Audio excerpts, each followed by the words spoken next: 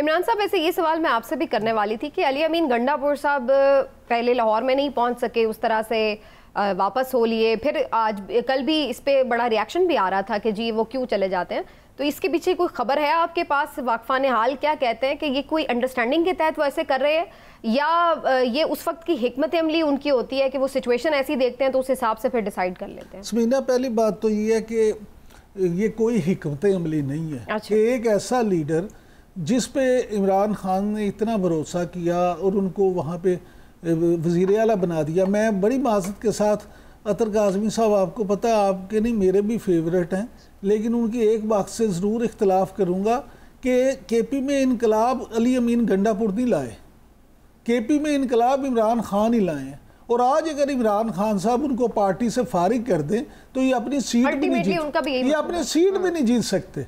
लिहाजा ये कहना कि इनकलाब वो लाए हैं, पहली बात तो मैं इससे एग्री नहीं करता। दूसरी बात ये कि अली अमीन गंडापुर साहब, ये क्या हिकमत अमली है कि आप बकौल आपके आप हज़ारों लोगों को वहाँ से लेके आते हैं या लाखों लोगों को लेके आते हैं, उस पर लोग जब जहाँ पे पहुँचना होता है वहाँ पे आप पहुँचते नहीं।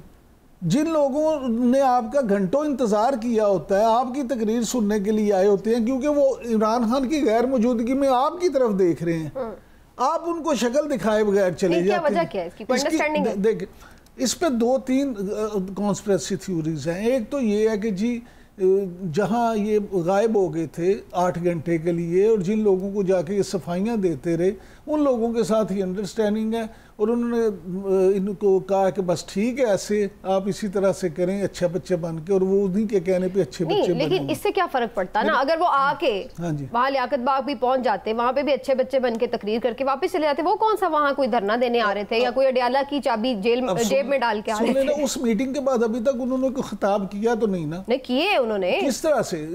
उसके बाद जो उन्होंने अगले दिन तकरीब में वो एक खिताब किया और उसके बाद जो केपी असेंबली में खिताबात हुए हैं वो आपने सुने? केपी असेंबली में होना और ये होना, इन्होंने अपनी दुकानदारी भी तो चलानी है ना। असल तो ये बताएं कि जलसे में आके उन्होंने खिताब तो नहीं किया।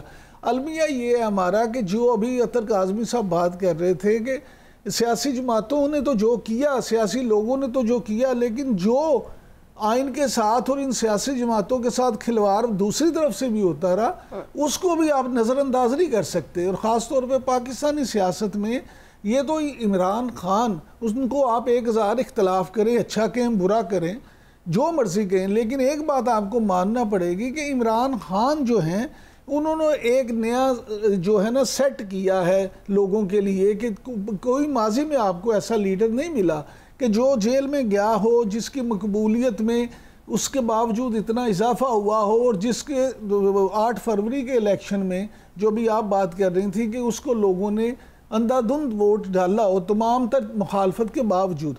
माजी में हमेशा ये होता था कि जिस पार्टी के बारे में ये तासुर होता था कि उसे एस्टेब्लिशमेंट की तायद हासिल है या अगली हुकूमत बनाने वो जा रही है, दरादर लोग उसमें शामिल होते थे और उनको एक कॉमन सा जुमला है कि हवा उसकी है, इस दफा हवा उसकी चल पड़ी और वो फिर सारे चल पड़ते थे। इमरान खान ने ये तमाम हवाएं जो हैं उनका रुख बदला है, आपको ये मानना पड़ेगा। लेकिन क्या उनकी ये जद्दोजहद, क्या उनका ये करिश्मा, क्या उनकी अवाम में ये कबूलियत का दर्जा पाएगी? क्या वो वाकई इसका कोई नतीजा निकाल सकेंगे? असल सवाल ये है। अच्छा, ये अतर काज़मी साहब बड़ी बात होती है जी, मकबूलियत तो है लेकिन कबूलियत नहीं है, तो इस वजह से जी सारी जद्दोजहद बेकार गई। और अक्सर मैं लोगों को सुनती हूँ वो तो कहते हैं इमरान खान तो नाकाम हो गया, उन्होंने गलत सियासत की है क्योंकि उन्हें कबूलियत नहीं मिल सकी। तो आपके नज़दीक इसका क्या, आप इसको कैसे देखते हैं? देखिए, मेरे ख्याल में ये बड़ी बदकिस्मती है कि अगर जो है इस सियासतदान इस तरह की बात करें और कहें कि जी कबूलियत नहीं है। कबूलियत तो आईन और कानून के मुताबिक अवाम की नज़र में आपकी होती है। किसने आके कहा कि हमें इमरान खान कबूल नहीं है? किसी ने भी आके ये नहीं कहा। तो आई डोंट नो, ये जो जिन्होंने ये थ्योरियां पेश की हैं टीवी पे बैठ के, और जो कभी बांग्लादेश मॉडल की यहाँ पे बात होती है, कभी 15 सीटों की बात होती है, इमरान खान को 6 सीटें मिलेंगी। इशू ये है कि हम यहाँ पे देखते रहे हैं बंद कमरों की सियासत और बंद कमरों की सहाफत। अब ये मैं थोड़ा सा इसके ऊपर एक्सप्लेन करूंगा। हमारे वही जो है ना 4-5 लीडरान हैं, वो बैठ के फैसले करते हैं, एक सियासी एलीट है, फिर हमारा जो दानिश्वर तबका है वो भी उसी सियासी एलीट से इंटरेक्ट करता है। उन्हीं सोर्सेज से इंटरेक्ट करता है। वो उसको कहते हैं कि बस अब ये होगा, अब ये होने वाला है, तो वो अभी तक वो सिंड्रोम है उससे वो बाहर नहीं निकल सका।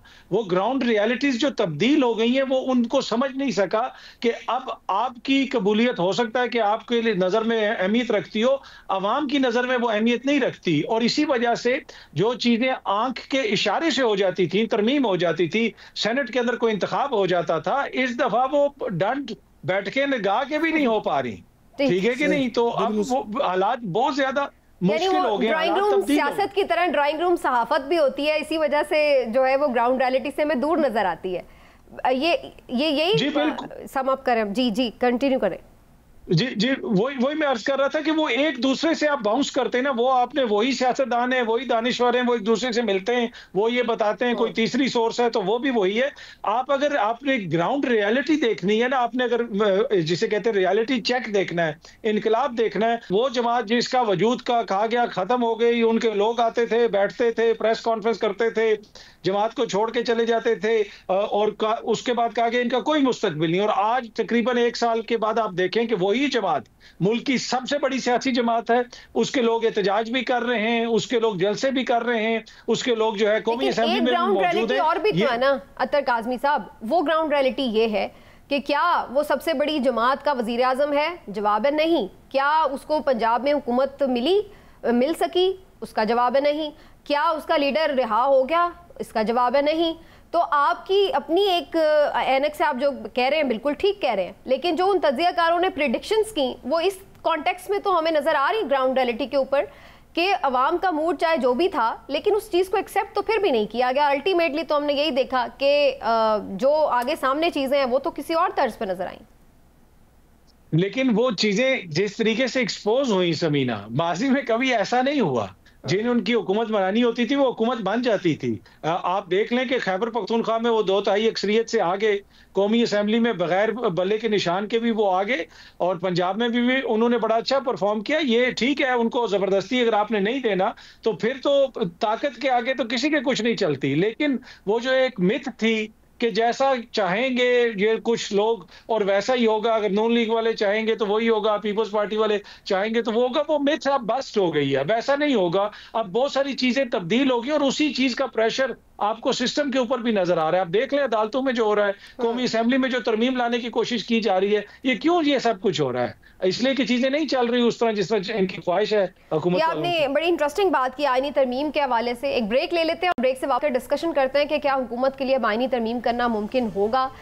जैसे मैंने शुरू में भी कहा कि मौलाना फजल रहमान साहब भी लग रहा है कि एक क्लियर स्टांस लेने में कामयाब हो गए हैं। आज वकला की तरफ से 300 से ज़ायद वकला ने ओपन ख़त लिखा है जजेस के नाम।